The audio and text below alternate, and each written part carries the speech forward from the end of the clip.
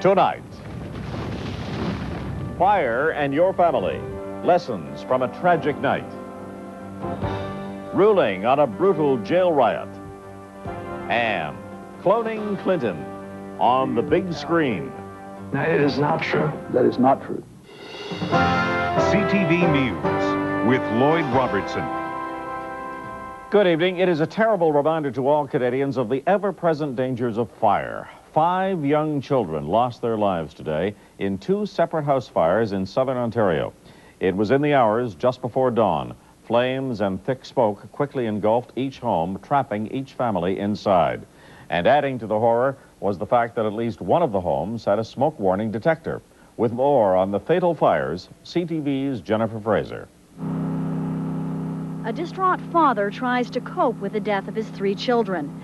His 2 sons and his daughter were imprisoned by fire in the family's townhouse. I seen flames so high and outrageous that they couldn't even put the fire out. 5-year-old Marcos Peters, his 6-year-old brother Nicholas, and their 11-year-old sister Felicia died in the blaze. Firefighters rescued their mother, brother, and a 3rd man. Neighbors are stunned, especially since there was a smoke detector in the house. 100 kilometers away in Welland, Ontario, another deadly fire. An apartment blaze claimed another 2 children. Their mother remains in hospital fighting for her life.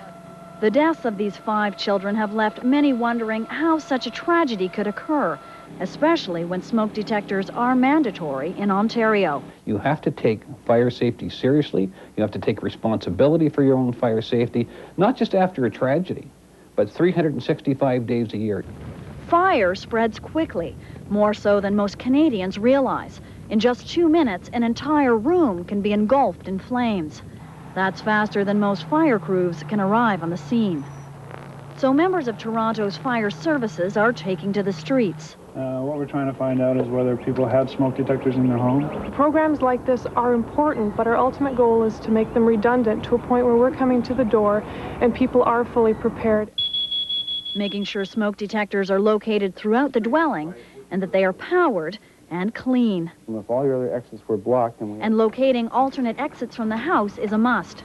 Precautions that could have saved 5 young lives. In Canada, 90% of all fire victims die in overnight house fires. These deaths occur in the very place where most of us say we feel the safest. And for fire officials, this false sense of security desperately needs to be demystified. Jennifer Fraser, CTV News, Toronto. There has been a mid-air crash above Corona, California, just 80 kilometers east of Los Angeles. 2 small planes collided late this afternoon, causing an incredible scene of devastation. One of the planes crashed into a condominium complex, sending it into flames. About 2 kilometers away, the second airplane plunged into a house. Both pilots are confirmed dead, but no one on the ground was injured. Burning jet fuel made dousing the flames extremely difficult for the firefighters. There was a chilling admission in a Quebec courtroom today. A biker gang member turned police informer publicly confessed to the brutal murders of 2 Quebec prison guards last year. Stéphane Gagné admitted he shot a 42-year-old female prison guard in her van as she drove home last June.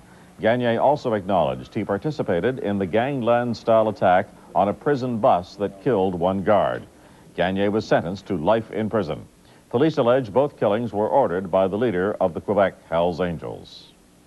One of the worst prison riots in Canadian history, the uprising at Manitoba's Headingley Jail 2 years ago, was back in the news today for 2 reasons. The last few inmates charged were convicted for their part in the vicious prison rampage, and also today, a lawsuit was launched by the family of a man who was murdered by an inmate released after the riot. CTV's Jonathan Graebner reports. I can't get past this. It's been 2 years since the Headingley jail riot, but the fallout continues. Kim Fooch and her sisters have launched a lawsuit against the province of Manitoba. Their 73-year-old father, Walter, was beaten to death with a baseball bat by an inmate who had a history of violent crimes. He was out of jail early, released after the 1996 riot gutted the interior of the prison. It's the first thing that I think of when I wake up in the morning. It's the last thing that I think of before I fall asleep. It's taken over my life. Someone is accountable for this, and The man who killed their father was one of 9 men released after prisoners went on a rampage at the jail.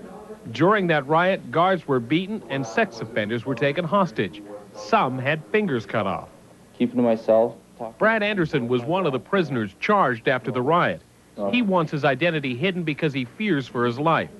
In court, the Crown painted him as a jailhouse rat. And while he and the other inmates charged were found not guilty of assault and hostage-taking, 3 of them were found guilty of mischief and endangering lives. He could be sent back to jail and Headingley. I could get beat up, I could get stabbed, I could get murdered, I don't know. 15 other men, including the riot ringleaders, already pleaded guilty. All are still in jail. It'll never leave my heart. While the province ponders the lawsuit, the Fooch family hopes it will lead to tougher laws, victims' rights, and final closure. The cost to fix the Headingley jail has now exceeded $8 million. The Fooch family, though, says what they're seeking from the province is not money.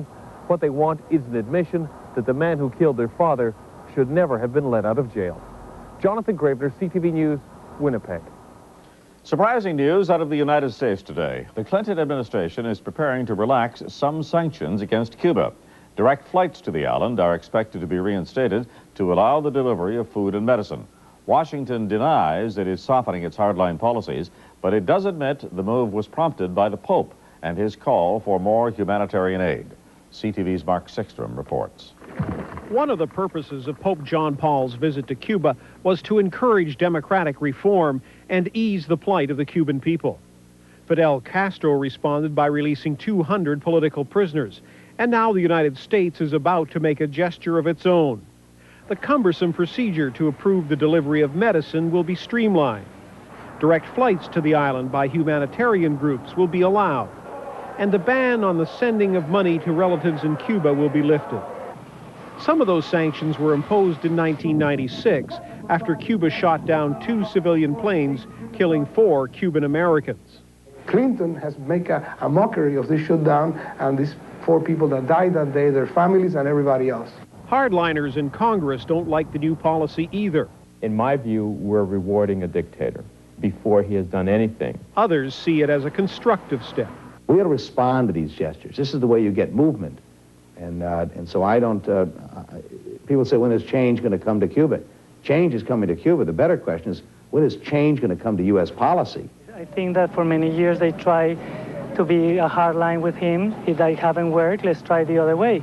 The new policy will be welcomed by Canada, which has long advocated the easing of sanctions as the best way to encourage reform in Cuba.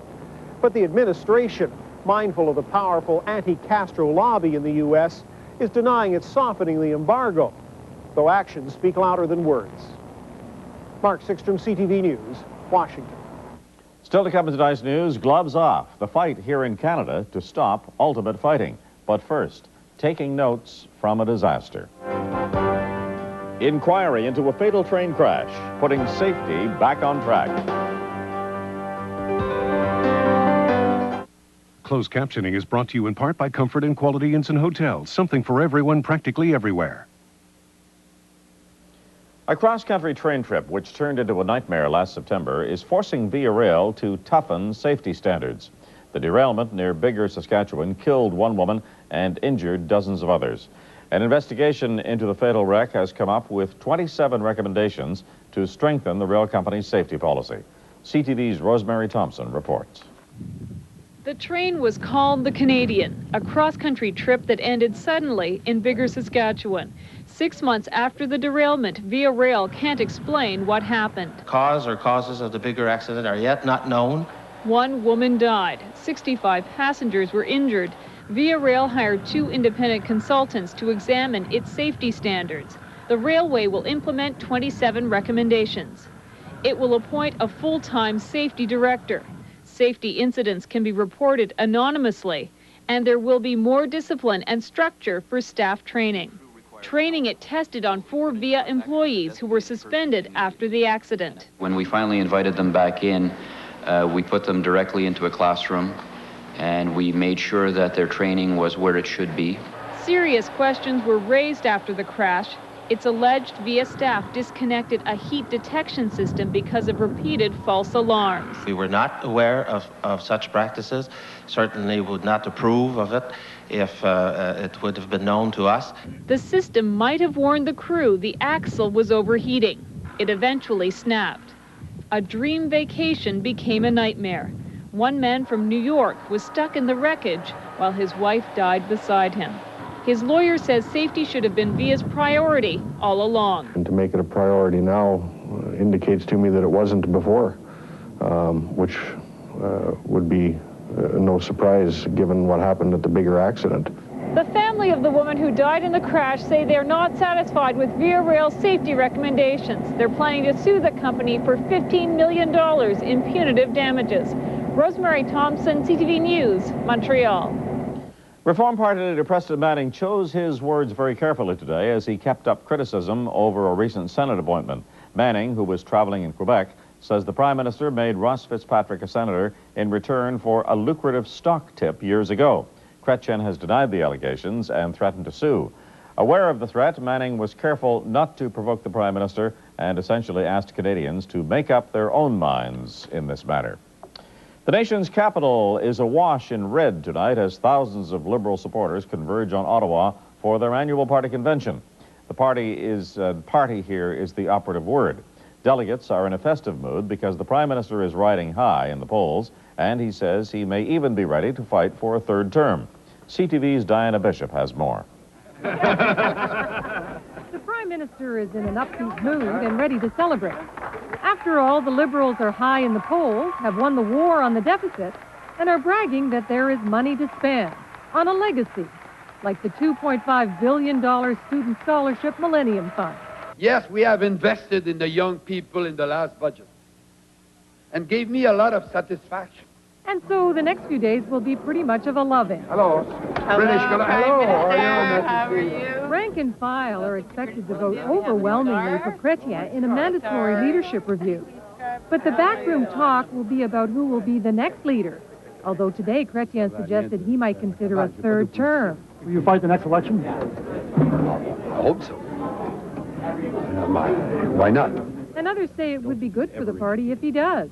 Given the performance that we've experienced with him as leader, yes, I think it would. In any event, people talk, and I'm sure that will be the case during the next 4 days.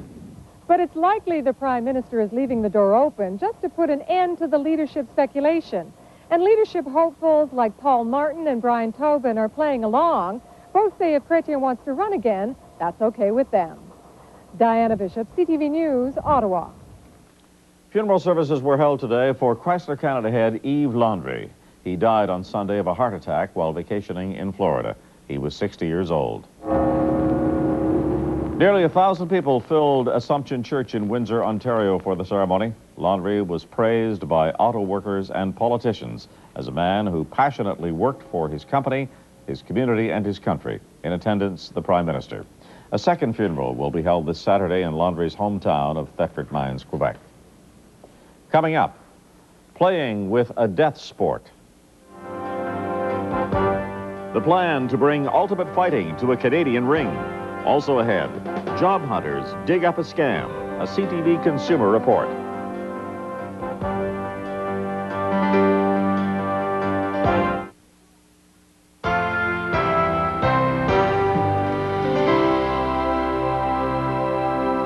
Some of you told us you were upset by images we aired last night of a fight which proved fatal for an American man.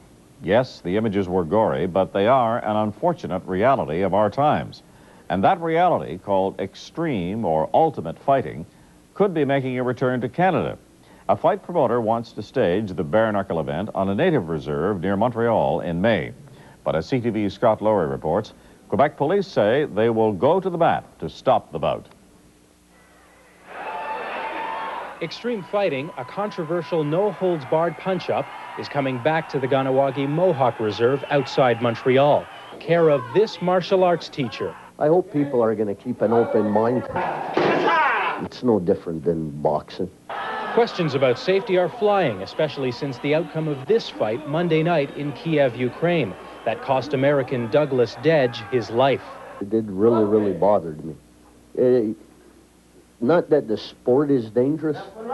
It's how the sport is conducted and regulated. Stéphane Terrien expects to fight in the May battle.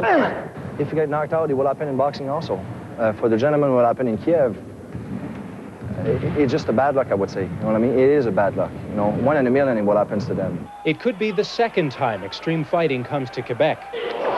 This bout happened in 1996. The government wanted the show shut down then. The same will apply now. I think that there is other ways to develop economically the reserve, and I don't think it's a good way if we are talking about extreme fighting. Any fighters might have more than just the government to contend with. They might also become police targets. They ambushed and arrested several American fighters at their hotel after the extreme fighting contest 2 years ago. The government was trying to send the message that the fighters and their promoters are not welcome. But promoters don't plan to deal with Quebec, but with the Ganawagi Band Council. The charges were dropped because they found that it was no more hazardous or dangerous than any other events that are presently being held.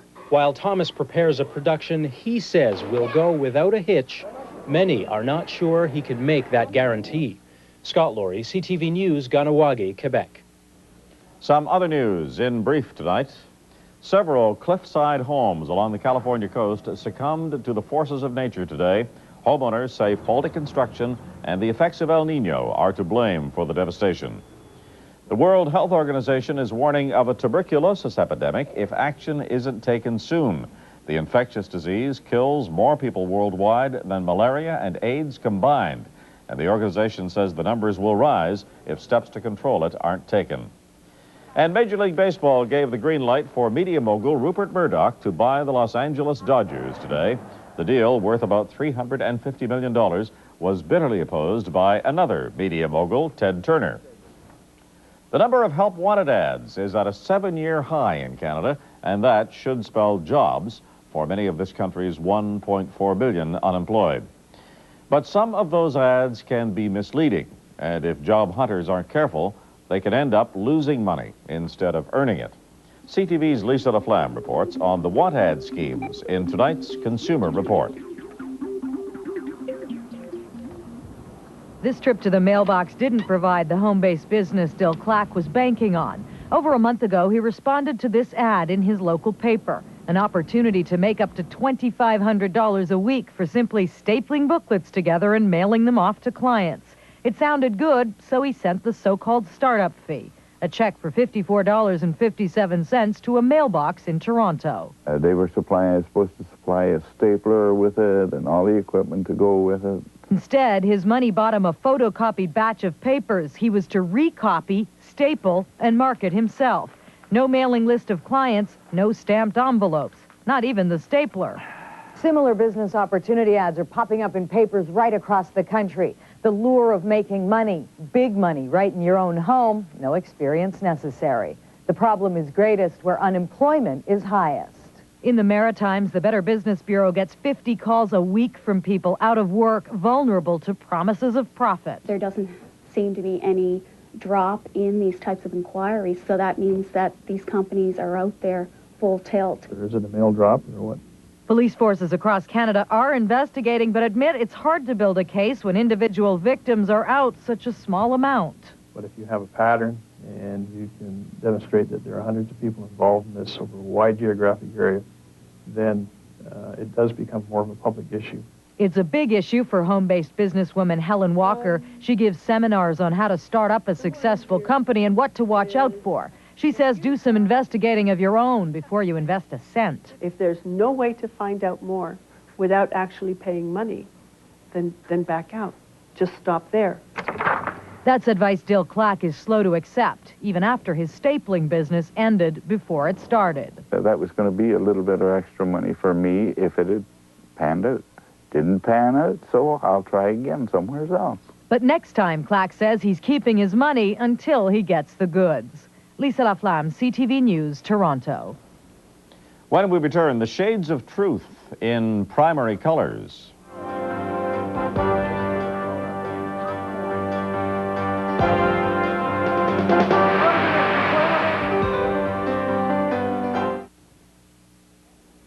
The movie Primary Colors doesn't open until tomorrow, but it's been creating a buzz for several weeks now. Actor John Travolta plays a womanizing United States presidential candidate who bears an unmistakable resemblance to Bill Clinton. Those involved with the film deny a connection between art and life here, but as CTV's Alan Fryer reports, the sex scandal swirling around the White House makes the connection hard to miss. Like a tacky soap opera, no one admits paying any attention to it, but everyone does. Details about the president's personal life. Paula Jones' sexual harassment suit. Most salacious accusations the president has to face. And in case you haven't had enough of it on the small screen, here it comes to the big one. I think when people see the movie, it's going to be a revelation for them. More like déjà vu, really.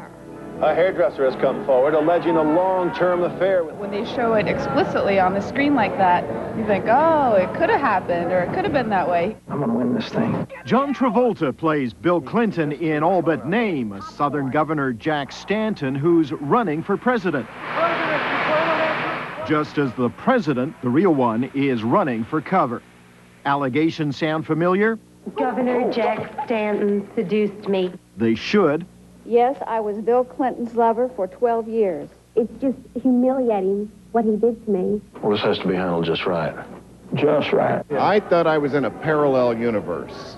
That's how real it seemed. John Travolta was Clinton through and through. From the donuts to the denials. No, it is not true. That is not true. That is not true. I'm going to do something really outrageous. I'm going to tell the truth. And I told the truth. The truth is, producers are hoping alleged affairs in the Oval Office will mean big returns at the box office. Although it has made Hollywood a little uncomfortable, they are, after all, among Bill Clinton's biggest fans. This is a film. This is a film, for God's sake. It's a film, everybody. This isn't fact. It's a film. But a film that for Bill Clinton represents a very close encounter with reality. Alan Fryer, CTV News, Washington. That's the kind of day it's been this Thursday, March the 19th. I'm Lloyd Robertson. For all of us here at CTV News, good night.